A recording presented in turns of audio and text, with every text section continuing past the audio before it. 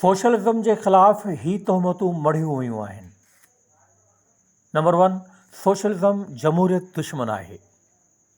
Socialism वाकई उन जमहूरियत जी क़तई दुश्मन आहे जंहिं जमहूरियत में मुल्क जे 80% पोरहत आवाम खे पंहिंजे मुल्क जे आइन ऐं दस्तूर तयारु करण जो को बि मौक़ो मुयसर थी न सघे ऐं फ़क़ति 20% दौलतमंद तबिको पंहिंजे नाजाइज़ हक़नि जी हिफ़ाज़त ऐं 80% पोरहत आवाम जे खून ऐं पघर ते धाड़नि हणण लाइ मुल्क जे आइन ऐं दस्तूर जे मरतब करण जो हक़ ऐं इख़्तियार रखंदो हुजे।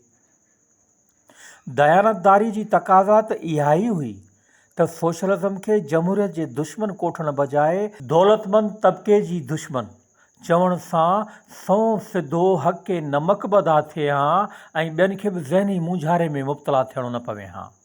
पर फ़रेबी ऐं मकार माण्हुनि जो हमेशह इहो ई दस्तूर हूंदो आहे त हू हर कूड़ खे, हर फ़रेब खे वॾी मलमसाज़ी सां पेश करे अबोझनि जे ज़हननि सां खेॾबाज़ी वसीले पंहिंजा कारज सिधा कंदा आहिनि। भला हू इहा हक़ीक़त कीअं थो ज़ाहिर करे सघे त पाकिस्तान में सोशलिज़म जे राज क़ाइमु थियण सां मुल्क जे सरमाएदारनि, जागीरदारनि ऐं ज़मींदारनि जी दौलत जी पैदाइश जा समूरा ज़रिया खाउन खसे क़ौमी मिल्कियत में आंदा वेंदा ऐं खेनि बिना पोरिहे ॿियनि जे रत ऐं पघर ते पलजण बजाए पंहिंजनि नाज़ुक ऐं नफ़ीस हथनि सां पोरियो करे पेट पालणो पवंदो। हैरत जो मक़ाम आहे त हुनखे पंहिंजी जमहूरियत जे सरिश्ते में जिते 80% अवाम खे पाव अटे हथ करण लाइ नामालूम केतिरा ज़हनी ऐं जिस्मानी अज़ाब भोगणा था पवनि तिन जो त खेसि ज़रो बि अहसासु नथो थिए। पर सोशलिज़म जे राज में 15-20% दौलतमंद तबिके जे माण्हुनि खे ॿियनि सां गॾिजी पोरे करण ऐं हक़ हिलाल जी रोज़ी खाइण ते दांह निकिरियो थी वञे ऐं संदसि दिलि इन दर्द में फाटी ॿ टुकर थियो थी पवे। अफ़सोस त हीअ आहे त जंहिं सोशलिज़म जे ख़िलाफ़ हू गलो फाड़े रड़ियूं थो करे ऐं 20 नहनि जो ज़ोर लॻाए मुख़ालिफ़त थो करे तंहिंमें त 80% पोरहत आवाम जो को बि हक़ तस्लीम ई न थियल आहे। क़रीबन सवा सदी खां सोशलिज़म जे वसीअ दामन में जेतिरा कंडा ऐं पथर उछलाया विया आहिनि ओतिरा दुनिया जे ॿिए कंहिं बि फ़िक्र खे नसीब न थिया आहिनि। कहिड़ी तोहमत आहे जेका सोशलिज़म ते न लॻाई वई आहे? सरमाएदार दुनिया उन जा एजेंट ऐं दलाल मुख़ालिफ़त में छा कुझु न करे गुज़रिया आहिनि। इन हूंदे बि यतीम दौलतमंद तबिके जी निंड हराम आहे। हज़ारे एजेंटनि ऐं दलालनि जी टेकुनि ऐं थंभनि थूणियुनि जे बावजूदि हुनखे इहा ख़ातिरी आहे त सोशलिज़म जो देव कंहिं बि वक़्तु यलगार करे असांजे खड़े कयल ज़ुल्म ऐं फुरलुट वारे सिरिश्ते खे निगोसार करे छॾींदो। सोशलिज़म डिक्टेटरशिप आहे। अॼु ॾे प्रोपेगेंडा जी का बि अहमियत कान रही आहे। पर जीअं त ॿुॾंदड़ कख जो सहारो ऐं साॻिए ई वक़्तु सरमाएदारनि जे एजेंटनि ऐं दलालनि जो गुज़र सफ़र बि अहिड़ी प्रोपेगेंडा ते आहे, तंहिं करे मौक़े परस्ती हथां हू बि मजबूर आहिनि त अहिड़ी बकवास कंदा कुझु छॾाईंदा रहनि। सोशलिज़म वाकई डिक्टेटरशिप आहे, पर उहा कहिड़े तबिके जी डिक्टेटरशिप आहे ऐं कंहिंजे मथां आहे? अफ़सोस त हूअ सोशलिज़म ते इहो हमिलो करे वधीक वज़ाहत करण खां ख़ामोश थी था वञनि, छाकाणि त जेकॾहिं हू ईमानदारी खां कमु वठी इहा वज़ाहत कनि त सोशलिज़म जे राज में फ़क़ति अॻूणे दौलतमंद तबिके जे माण्हुनि खे कन खां झले पोरहत बिरादरी जी सिफ़ में बीहारे खान पोरियो करायो वञे थो ऐं मथनि सख़्तु चौकसी कई वञे थी त जीअं हू पंहिंजी अॻूणी मुफ़्तख़ोरी वारी आदत खां मजबूर थी सोशलिज़म जे बरख़िलाफ़ अंदरां ई अंदरां का गड़बड़ न कराइनि त पोइ अहिड़ी वज़ाहत संदन मख़सूस जमहूरियत जे गंदे लाश खे दफ़न करण में का बि देरि करे नथी सघे। पर हू वरी मुनाफ़िक़ाई सां सोशलिज़म ते डिक्टेटरशिप हणण जी तोहमत लॻाए वधीक वज़ाहत खां ख़ामोशी इख़्तियार करे वॾी मकारी सां दौलतमंद तबिके जे एजेंट साबित थियण खां पाण खे बचाए था वठनि। भला जंहिं तबिके सदियुनि खां वठी ॿियनि जे पघर ऐं पोरे ते ऐश इशरतूं कयूं आहिनि उहो सोशलिज़म जे राज में दिलि सां कीअं पोरियो कंदो? हू त मरण घड़ी ताईं इहे ई कोशिशूं ऐं हरकतूं कंदो रहंदो त ॿीहर अॻूणो इक़्तिदार हथ करे ॼौर जियां मुफ़्त में ॿियनि जो रत ऐं सत चूसे ऐं धाड़ा हणे। इहो ई वाहिद कारण आहे त सोशलिज़म जे राज में अॻूणे दौलतमंद तबिके जे 15-20% माण्हुनि ते 80% पोरत आवाम जी सख़्त डिक्टेटरशिप लाज़मी ॼाती वई आहे ऐं ॿिए पासे मख़सूस तबिके जी जमहूरियत जे सिरिश्ते में इंसानी आज़ादी जो जेको प्रचार करायो वञे थो तंहिंजी सूरत हाल हीअ आहे त 15-20% दौलतमंद माण्हुनि खे हर तरह जी आज़ादी आहे त हू 80% आवाम जो जेतिरो ऐं जंहिं बि ज़ुल्म ऐं ॾाढ सां सत निचोए टिजोड़ियूं भरीनि त इहा इंसानी आज़ादी आहे। ॿिनि लफ़्ज़नि में ईअं खणी चइजे त किरोड़ा पोरत आवाम जो गलो घुटण ई खेनि बेमौत मारणु डिक्टेटरशिप न आहे।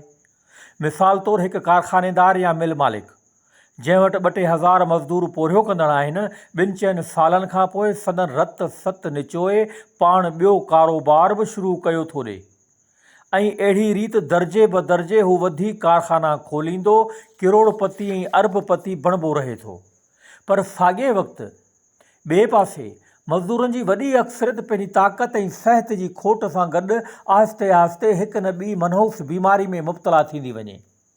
अहिड़ी रीति सॼी हयाती रत सत ॾियण खां पोइ बि मज़दूरनि वटि उहो पाछी नथो रहे जो 2 ॾींहं दिलि जे सुकून सां घर में वेही अटे जो खाई सघे।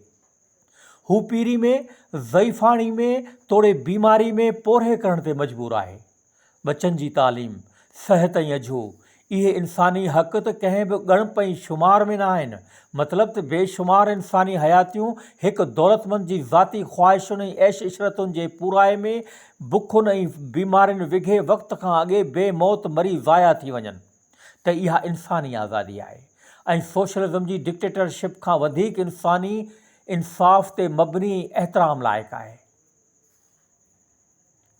इहा साॻी अंदोनाक सूरत हाल हारीअ जी आहे। ज़माननि खां वठी ग़ुरबत ऐं जहालत सां गॾु हर आए वे जे ॾाढ ज़ुल्म ऐं फुरलुट जो शिकार आहे।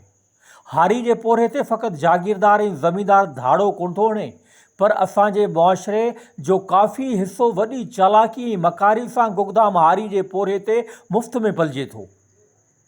असांजी तबक़ाती जमहूरियत जूं ॿियूं बि केतिरियूं ई बेअंदाज़ करम फरमायूं आहिनि जिन मां का बि हिकु अहिड़ी न आहे जेका विसारण लाइक़ु ॼाती वञे। हर आए ॾींहुं ज़ाती मुनाफ़े जे कारोबार में फ़क़ति हेठां ई सतह ते ई खाधे जी आम शयुनि में मिलावट करे जंहिं बेदर्दी सां इंसानी हयातियुनि खे ज़ाया कयो थो वञे इहे ऐं तोड़े ॿिया केतिरा बदनिमा दाग़ तबक़ाती जमहूरियत हज़ारा दावाउनि जे बावजूदु पंहिंजे चहिरे तां धोई साफ़ करे नथी सघे। इन्हनि मड़नी बुराइनि जो वाहिद कारण इहा ई त मख़सूस जमहूरियत आहे जंहिं इंसानी आज़ादी जी आड़ में किरोड़ा पोरियत आवाम जी हयाती ज़हर बनाए छॾी आहे। तबक़ाती समाज खे ख़तमु करणु ऐं दौलत जे पैदाइशी वसीलनि खे क़ौमी मिल्कियत में आणण खां सवाइ जमहूरियत कंहिं बि मुआशिरे में इंसानी न्याउ ऐं भाइपी वारो माहौल क़ाइमु नथी करे सघे। सोशलिस्ट मुल्कनि खां सवाइ दुनिया जो ॿियो को बि अहिड़ो जमहूरी मुल्क न आहे जिते दौलत जे बुनियाद ते इंसानी घटि वधाई जो वजूद न हुजे ऐं पोरियत जी महिनत सां हथ खस थियणु क़तऊं बंदि हुजे।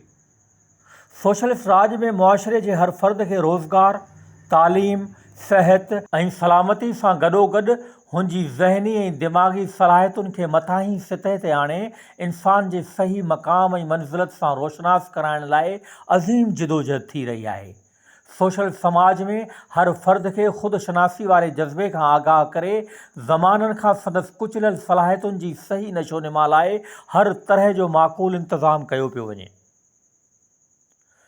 सोशलिज़म मज़हब जो दुश्मन आहे। इंसानी तारीख़ जो ही हिकु अजीब सानियो आहे त दौलतमंद तबिके पंहिंजी सरीहनि फुरलुट वारे ज़ालिमाणे सिरिश्ते खे क़ाइमु रखण लाइ मज़हब खे हथियार तौरु इस्तेमालु कयो आहे ऐं साॻिए ई वक़्तु इंसानी तारीख़ जो ही बि हिकु अलमनाक वाक़ियो आहे त हर दौर में दौलतमंद तबिके जे इशारे ते मज़लूम तबिके जज़्बात में अंधो बणिजी पंहिंजनि मौसननि जी मुख़ालिफ़त कई आहे ऐं खेनि पंहिंजनि ई हथनि सां पाण कुठो आहे।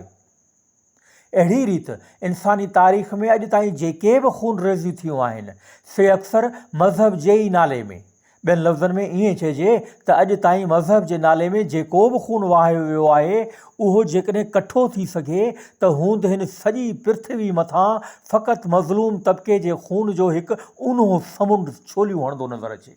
माज़ी खे ॾिसबो त दुनिया जे कहिड़े नए नज़रिए ऐं फ़िकिर खे इन्ही तोहमत हेठां आणे अॿोझ इंसाननि खे बदज़न कयो पियो वञे। सोशलिज़म बि हिन दौर जो हक़ ऐं इंसाफ़ ते मबनी हिकु अज़ीम फ़िकिर आहे। उन जी अज़मत जो इहो ई वाहिद कारण आहे त दुनिया जो ज़ालिम तबिको जेको ॿियनि जे पघर ऐं पोरे ते पलिजे थो, अॼु उन जी निंड हराम आहे। हू हज़ारा तरीक़नि सां इन कोशिश में आहे त जीअं सोशलिज़म जे फ़िकिर वसीले दुनिया जो मज़लूम तबिको सुजाग न थिए। अॼु दुनिया में अहिड़ो को बि सरमाएदार मुल्क न आहे जिते सदन एजेंटनि ऐं दलाल अवाम दोस्त माण्हुनि ऐं हक़शनास इंसाननि जे बरख़िलाफ़ ग़लति प्रोपेगेंडाऊं कंदा ऐं ज़हर न उगारींदा हुजनि। इन सिरिश्ते में उन्हनि मकारनि जो बुनियादी मक़सदु फ़क़ति ही आहे त बेसम्झ अवाम खे मज़हब जे नाले ते पंहिंजी शैतानी सिफ़त सां बरगलाए सोशलिज़म जे ज़िंदगी बख़्श निज़ाम खां नफ़रत ॾियाराई वञे। मज़हब इंसान जी क़ल्बी वारदात आहे ऐं सोशलिज़म हिन दौर जे इंसान जी मादी ज़रूरतुनि जे पूराए जो हिकु साइंसी नज़रियो। सोशलिस्ट समाज में मज़हब ते का बंदिश न आहे। अलबत्त इहा बंदिश आहे त हिकु मज़हब जा पोइलॻ ॿियनि मज़हबनि वारनि जी दिलि आज़ारी न कनि ऐं को बि फ़र्द अॻे वांगुरु मज़हब जी आड़ में बिना पोरे पलिजण जी हरकत न करे।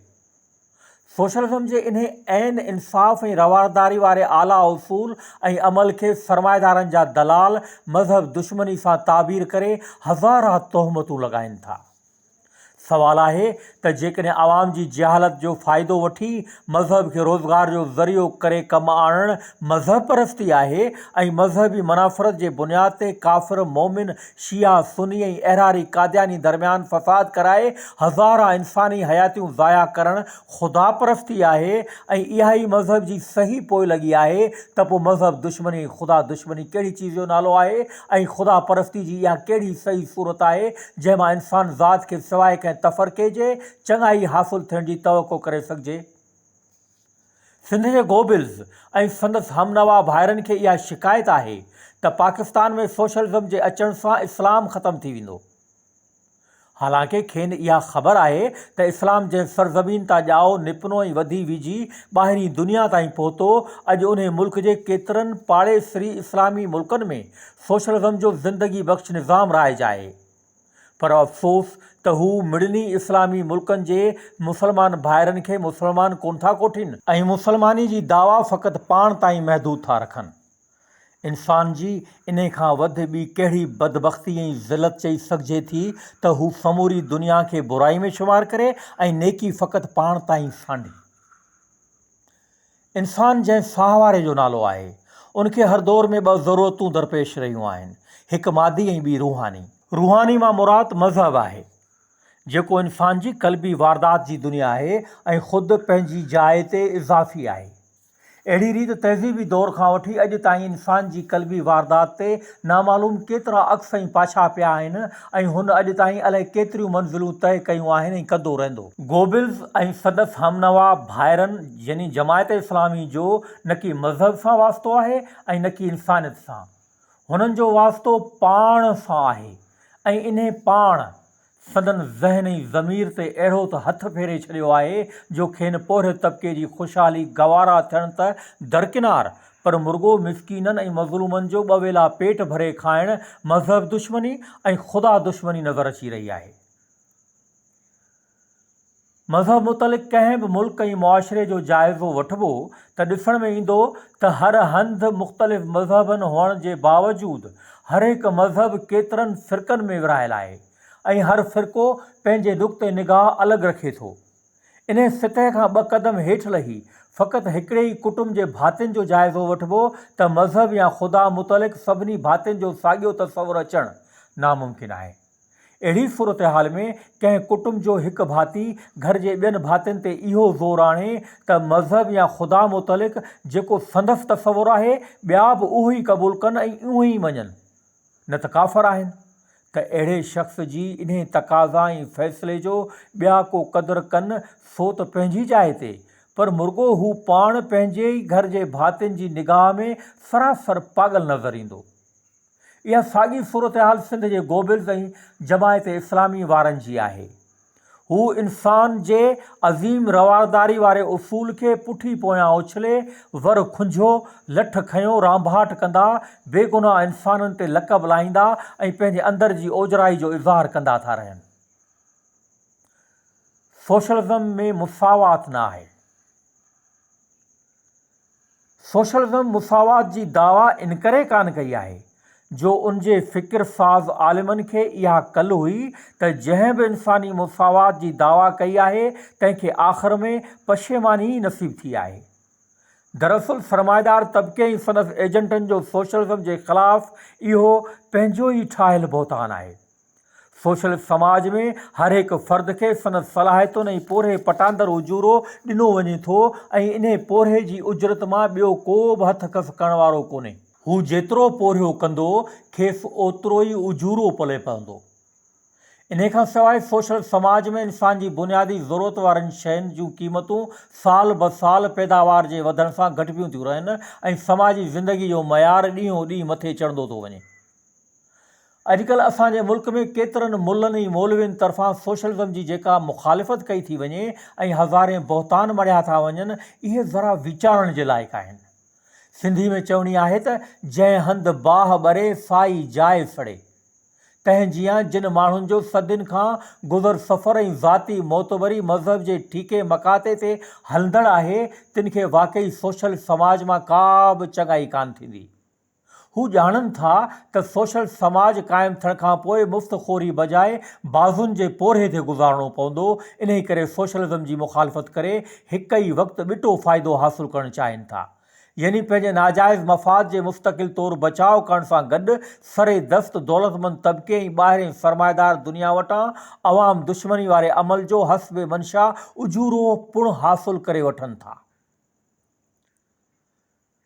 रूस में सोशलिस्ट इनकलाब खां पोइ ज़ारशाही वारे दौर में पोरे तबिके जे रत ऐं सत ते पलजंदड़ माण्हुनि जी जॾहिं सर्वे कई वई तॾहिं सोशलिस्टनि जा ताक लॻी विया। अंगनि अखरनि मां मालूम थियो त मुआशिरे जो काफ़ी हिसो पादरी, मुला ऐं मौलवी मज़हब जी आड़ में बिना पोरे बेसम्झ अवाम जो ॼऊर जीअं रत चूसींदा ऐं खेनि ज़ाती इस्तेमाल जे ख़्याल खां जहालत जे मर्ज़ में वधीक मुब्तला कंदा थी रहिया। अॻिते हली हिननि जी हैरत जी तिहाई हद न रही जॾहिं वधीक जांच पड़ताल बैदि ॾिसण में आयनि त इन्हनि माण्हुनि अवाम जी जहालत मां फ़ाइदो वठी केतिरा ग़ैर मुहज़बाना कारोबार खोले रखिया हुआ। सोशलिस्टनि लाइ मिड़नी मसइलनि खां वधीक तवजो ॾियण लाइक़ु इहे ई माण्हू हुआ जिन खां इहे ग़ैर मुहज़बाना धंधा छॾाए खेनि पंहिंजी इंसानी अज़मत सां रोशनास कराराए हक़ ऐं हिलाल जे पोरे करण ते रज़ामंद करणो हो। जुराइम पेशा मज़हबी माण्हुनि मां केतिरनि उन वक़्तु बहरूपी किरदारु अदा कयो। हिकिड़नि खे जॾहिं इहा ख़ातिरी थी त सोशलिस्ट इनकलाब जी कामयाबी खां पोइ असांजा अॻूणा फुरलुट वारा मज़मूम ज़रिया ख़तमु थी वेंदा ऐं बाज़ुनि जो पोरियो करणो पवंदो, तॾहिं हुननि हिकु वॾी मकारी खां कमु वरितो। हिकु तरफ़ पाण खे इनकलाब जा हामी चवाए अंदरां ई अंदरां उन जी मुखालिफ़त करणु लॻा त ॿिए पासे पंहिंजे ओड़े पाड़े ऐं आस पास जे दौलतमंदनि जे घरनि ते राताहा हणाए माल असबाब हथ कंदा रहिया त जीअं इनकलाब खां पोइ बि हक़ हिलाल जे पोरे बजाए मरण घड़ी ताईं आसानी सां हराम जो टुकुर पले पवंदो रहे। उन वक़्तु सोशलिस्ट इनकलाबिन जे अॻियां ॿाहिरें सरमाएदार हुकूमत सां मुंहुं ॾियण सां गॾोगॾु ख़ुदि पंहिंजे ई मुल्क अंदरि लड़ाई जा केतिरा ई महाज़ खुली पिया। ज़ारशाही ऐं उन जे ख़ासि इंतज़ामी मशीनरी, जागीरदार, सरमाएदार ऐं उन्हनि जा एजेंट ऐं दलाल, मुफ़्तख़ोर पादरी, मुला ऐं मौलवी ऐं तहरीक में घिड़ी आयल दुश्मन। इन्हनि मड़नी इनकलाब दुश्मननि मां पादरियुनि ऐं मुल्लनि ऐं मौलवियुनि पाण चङो मोखियो। हिननि सोशलिस्ट इनकलाब खे नाकामयाब बनाइण में हज़ारे तरीक़नि सां ग़लति प्रोपेगंडाऊं कयूं ऐं मंझाउनि केतिरा ई सरमाएदार जे इशारे ते पंहिंजे मुल्क मां लिक चोरी भॼी सरमाएदार हुकूमतुनि जी पुठभराई हासिलु करे पाण खे सोशलिस्ट इनकलाब जे ज़ुल्मनि जा ऐनी शाहिद चवाए मज़हब जी आड़ वठी सोशलिज़म ख़िलाफ़ु ज़हर ओगारणु शुरू कयो। सरमाएदार दुनिया जी अख़बारुनि वॾियुनि सुर्ख़ियुनि सां इन्हनि बदनाम माण्हुनि जा कूड़ा बयान शाया करे मज़हबी दुनिया खे उन वक़्त जी अकेली सोशलिस्ट हुकूमत ख़िलाफ़ु भड़काइण में का बि कोताही कान कई। कॾहिं इहे बयान छपजण लॻा त सोशलिस्ट क़ुरान पाक ऐं मस्जिदुनि जी बेहुरमती कई आहे। मज़हबी माण्हुनि खे ॻोल्हे ॻोल्हे मारियो पियो वञे ऐं केतिरनि आलिमनि जूं ज़ोरी ॾाढ़ियूं कूड़ायूं वयूं आहिनि। मतिलबु त इन्हनि बदनाम ज़माना एजेंटनि खे मज़हब जा वॾा आलिम चवाए मज़लूम पोरियत अवाम जे इनक़लाब जी साख खे छीयो रसाइण लाइ हर हिकु तज़लील भरियो किरदारु अदा कयो। वधीक तज़लील जोगी ॻाल्हि इहा हुई त सरमाएदार दुनिया पंहिंजनि एजेंटनि खे ख़ासि तइलीम ऐं तरबियत ॾेई दुनिया जे ॿियनि मुल्कनि ॾांहुं रवानो कयो त जीअं उहे उते वञी हंधे माॻे पेश पई निहायत दर्दनाकी सां उन सोशलिस्ट इनक़लाब जा मज़लूम चवाए उतां जे आम माण्हुनि खे भड़काए सोशलिज़म जे लाइ नफ़रत पैदा कनि। ज़ाहिर आहे त उहो इनक़लाब जंहिंजो अॻु इंसानी तारीख़ में कॾहिं को वजूद ई न हो ऐं जंहिंजे हथां फुरलुट वारे समूरे सिरिश्ते खे ख़तम थी इंसानी मोहबत प्यार ऐं पोरे जे बुनियाद ते अॾिजणो हो, तंहिंजी केतिरी न मुखालिफ़त थी हूंदी। पर मुबारक आहे मज़लूम आवाम जी ॿधी इताहत खे, जंहिं फुरलुट कंदड़ तबिके जे मड़नी हमलनि बहताननि ऐं प्रोपेगेंडाउनि जी का बि परवाह न करे पंहिंजी सरज़मीन ते पोरे ऐं प्यार जो राज खड़ो करे दुनिया जे मज़लूम आवाम अॻियां हिकु अहिड़ो शानदार मिसाल क़ाइमु कयो जो संदन नक्शे क़दम ते केतिरनि ॿियनि मुल्कनि जे मज़लूम आवाम अमल करे दुनिया जे अध खां वधीक हिस्से ते सोशलिस्ट समाज खे वजूद में आणे पाण लाइ तोड़े पंहिंजे ईंदड़ नसलुनि लाइ दाइमी सुख जे साह खणण जो मुकमिल बंदोबस्तु करे छॾियो आहे। हैरत आहे त सोशलिज़म ख़िलाफ़ हज़ारहा बहताननि ऐं प्रोपेगेंडाउनि हूंदे बि हर साल दुनिया जे हिक न ॿिए मुल्क में उतां जो अवाम सरमाएदारनि जो तख़्तो ऊंधो कंदो ऐं पोरियत बिरादरी जी ताक़त में वाधारो आणींदो थो रहे। सोशलिस्ट इंसानियत जा दुश्मन आहिनि। सोशलिस्टनि ते इहा तोहमत मढ़ी थी वञे त हू इंसानियत जा दुश्मन आहिनि ऐं वटनि इंसानी क़त्ल व गारतगिरी हिकु मामूली ॻाल्हि आहे। इन्हे बहतान मढ़ींदड़नि जे ज़हन ऐं ज़मीर में का ज़रे मातर बि सदाकत हुजे त वटनि मौजूदु अवाम दुश्मन तारीख़ में मज़हबी दुनिया जे हथां लड़ाइनि ऐं जंगियुनि वसीले जेको इंसानी रत वहायो वियो आहे, इहो ई मिसाल काफ़ी आहे।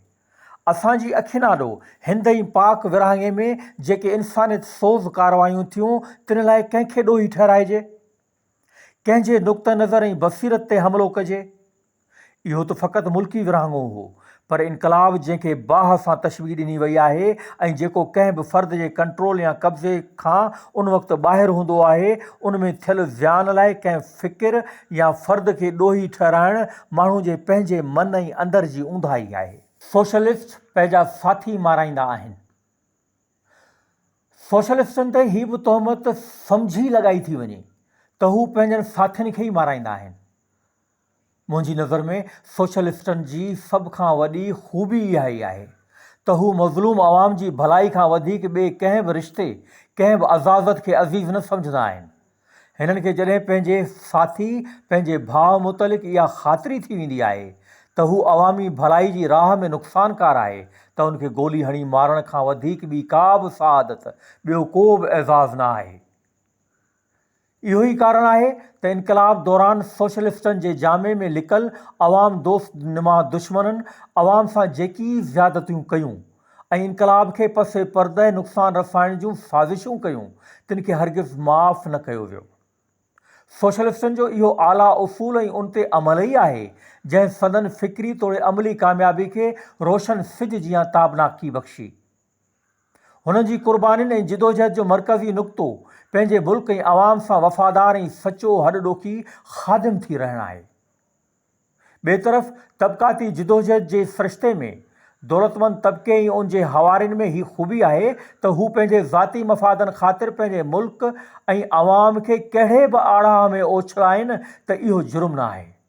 शयुनि जूं क़ीमतूं वधाइण, हथ वठी ॾुकार पैदा करणु, बुखुनि ऐं फ़ाक़नि में अवाम खे मारणु, मज़हबी मतभेद जे बुनियाद ते इंसानी कोस कराइणु, अवाम दुश्मन हुकूमतुनि जो ॿधो बानो थी रहणु ऐं पंहिंजनि मफ़ादनि जे बचाव ख़ातिर को न को शोशो पैदा करे अवाम जे जज़्बात खे भड़काए लड़ाइनि ऐं जंगियुनि रस्ते लखा इंसानी हयातियूं ज़ाया कराइणु, अहिड़ा इंसानियत सोज़ संगीन जुर्म कंदड़ मुजरिम तबक़ाती जमूरियत जे सिरिश्ते में बेदाग़ ऐं बाइज़त ज़िंदगी गुज़ारे सघनि था, अहिड़नि दरिंदा सिफ़त इंसाननि खां का बि बाज़ पुरस थिए ई नथी सघे। सोशलिस्ट जमूरियत ऐं सरमाएदारानी जमूरियत में नुमायां फ़र्क़ु हीउ आहे त सोशलिस्ट समाज में अवाम दुश्मन वॾो मुजरिम आहे ऐं उनजो ज़िंदा रहणु मुआशिरे लाइ हिकु वॾी लानत आहे, ऐं ॿिए पासे तबक़ाती जमूरियत जे फ़रिश्ते में हिकु मख़सूस तबक़े जे नाजाइज़ ज़ाती मफ़ादनि ख़िलाफ़ ऐं संदनि अवाम दुश्मन ऐं मुल्क दुश्मन कारवायुनि ख़िलाफ़ आवाज़ उथारींदड़ वॾो मुजरिम आहे ऐं उनजो वजूद क़ाबिल बर्दाश्त न आहे। सोशलिस्ट समाज में जॾहिं हिकु तरफ़ पंहिंजे मुल्क ऐं अवामी मफ़ादनि जे सिलसिले में एॾियूं आला ख़ूबियूं आहिनि त ॿिए तरफ़ इंसानी फितरत जी कमज़ोरी ऐं सोशलिस्ट समाज जे आलमी सतह ते क़ाइमु न थियण करे इनफ़रादी तौरु सोशलिस्टनि हथां बि पंहिंजनि साथियुनि ऐं अवाम दोस्तनि सां ज़ुल्म ऐं ज़्यादतियूं थियण बि अणिटर आहिनि। हैरत फ़क़ति हीअ आहे त सोशलिज़म जा मुख़ालिफ़ मेंह वांगुरु पंहिंजी कारह न ॾिसी फ़क़ति ॻऊं जे कारे पुछ ते हमिलो कंदे खेनि पंहिंजो ज़मीर मलामत नथो करे। सिंध जे गोबिल्स सोशलिज़म जे ख़िलाफ़ काफ़ी ज़हर उगारण खां पोइ मुल्क जे मुल्लनि ऐं मौलवियुनि खे अपील कई आहे त हू पंहिंजा नज़रियाती इख़्तिलाफ़ विसारे हिकु थी संदसि जियां सोशलिज़म जी मुख़ालिफ़त कनि। गोबिल्स जो नज़रियाती इख़्तिलाफ़ जो इज़हार करणु दरअसल असांजे मुल्क जे उन्हनि हक़ परस्त उलमाउनि ॾांहुं इशारो आहे जेके गोबिल्स ऐं संदसि हमनवा भाइरनि जे इस्लाम जे पर्दे में कयल खेॾबाज़ी जी कलई खोलींदा, लानत मलामत कंदा ऐं पंहिंजे मुल्क जे मज़लूम अवाम जी भलाई ख़ातिर लड़ंदा था रहनि, ऐं जिन खे ख़बर आहे त हर दौर में के न के नवां जाफ़र मज़हब जो हवालो ॾेई बगड़नि जा डप ॾियारींदा आहिनि ऐं पंहिंजा कारज सिधा कंदा आहिनि। आख़िर में सिंध जे गोबिल्स ऐं मज़हब जे नए दावेदार खां इहो पुछी सघिजे थो त तुंहिंजी मज़हब सां हिन ओचिती वालिहाणी वारफ़ितगी जो असली कारण कहिड़ो आहे? तोखे इहो नओं इश्क कीअं लॻो? असीं त ॼमार न संभरूं त तो कॾहिं मज़हब इस्लाम जी भलाई लाइ अहिड़ा ॻोढ़ा ॻाढ़िया हुजनि या सिंध जे किरोड़े सिंधी मुस्लिम अवाम मां फ़क़ति कंहिं हिकु वटि बि तुंहिंजी मज़हबी आलमानी हैसियत तस्लीम थियल हुजे। अजब आहे त तो इहो नओं चोलो किथां आणे पातो ऐं तुंहिंजे जिस्म मुबारक ते कीअं ठहिकी आयो? इन खां सवाइ ॿियो सुवाल हीउ आहे त इस्लाम सां मुहबत जी हक़ अदायगी बंगले में वेही अख़बार जे लाइ हिकु अधु कालम लिखण सां अदा कोन थी सघे। बहितर आहे त सिंध जे अबोझ अवाम अॻियां रूबरू अची खेनि पंहिंजी ज़ियारत खां बि बमुशरफ़ कर ऐं मथनि पंहिंजे फैज़ जे पलर जी पालोट बि कर। यार ज़िंदा सोहबत बाक़ी। अगस्त 1970।